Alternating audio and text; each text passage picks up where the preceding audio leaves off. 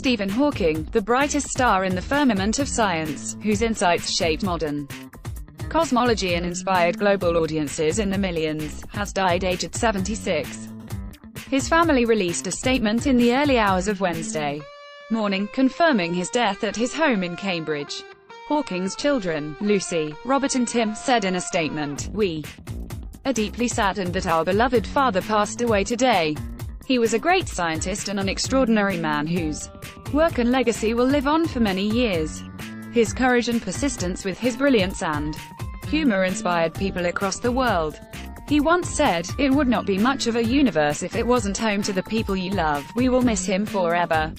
For fellow scientists and loved ones, it was Hawking's intuition and wicked sense of humor that marked him out as much as the broken body and synthetic voice that came to symbolize the unbounded possibilities of the human mind. "I'm not afraid of death, but I'm in no hurry to die. I have so much I want to do for Stephen Hawking." Hawking was driven to Wagner, but not the bottle, when he was diagnosed with motor neurone disease in 1963 at the age of 21. Doctors expected him to live for only 2 more years. But Hawking had a form of the disease that progressed more slowly than usual. He survived for more than half a century and long enough for his disability to define him. His popularity would surely have been diminished without it.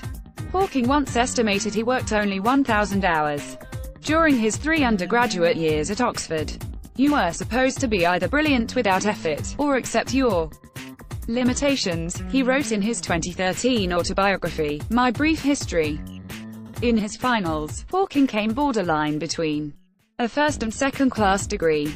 Convinced that he was seen as a difficult student, he told his Viva examiners that if they gave him a first he would move to Cambridge to pursue his PhD.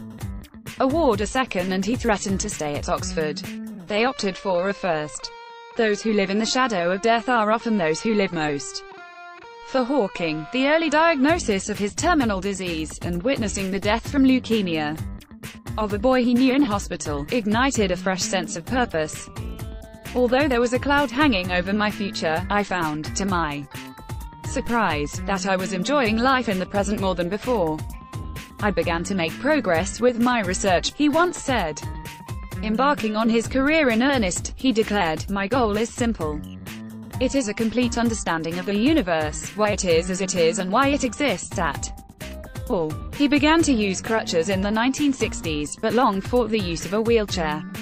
When he finally relented, he became notorious for his wild driving along the streets of Cambridge, not to mention the intentional running over of students' toes and the occasional spin on the dance floor at college parties. Hawking's first major breakthrough came in 1970, when he and Roger Penrose applied the mathematics of black holes to the entire universe and showed that a singularity, a region of infinite curvature in space-time, lay in our distant past, the point from which came the Big Bang. Hawking, even as the latter's speech failed. But the main thing that came across was Hawking's absolute determination not to let anything get in his way. He thought he didn't have long to live, and he really wanted to get as much as he could done at that time. Penrose said. In discussions, Hawking could be provocative, even antagonistic. Penrose recalls one conference dinner where Hawking came out with a run of increasingly controversial statements that seemed handcrafted to wind Penrose up. They were all of a technical nature, and culminated with Hawking declaring that white holes were simply black holes reversed in time. "That did it so far as I was concerned," an exasperated Penrose told The Guardian. "We had a long argument after that. There is no heaven or afterlife for broken-down computers. That is a fairy story for people afraid of the dark." Stephen Hawking. In 1974, he drew on quantum theory to declare that black holes should emit heat and eventually pop out of existence. For normal black holes, the process is not a fast one, it taking longer than the age of the universe for a black hole the mass of the sun to evaporate. But near the ends of their lives, mini black holes release heat at a spectacular rate, eventually exploding with the energy of 1,000,001 megaton hydrogen bombs.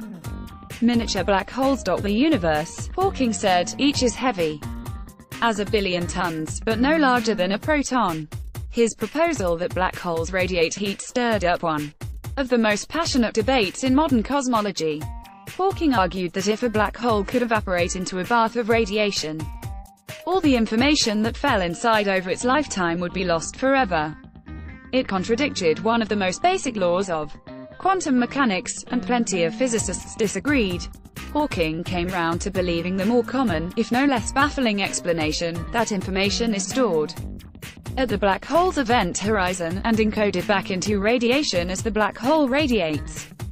Marika Taylor, a former student of Hawking's and now professor of theoretical physics at Southampton University, remembers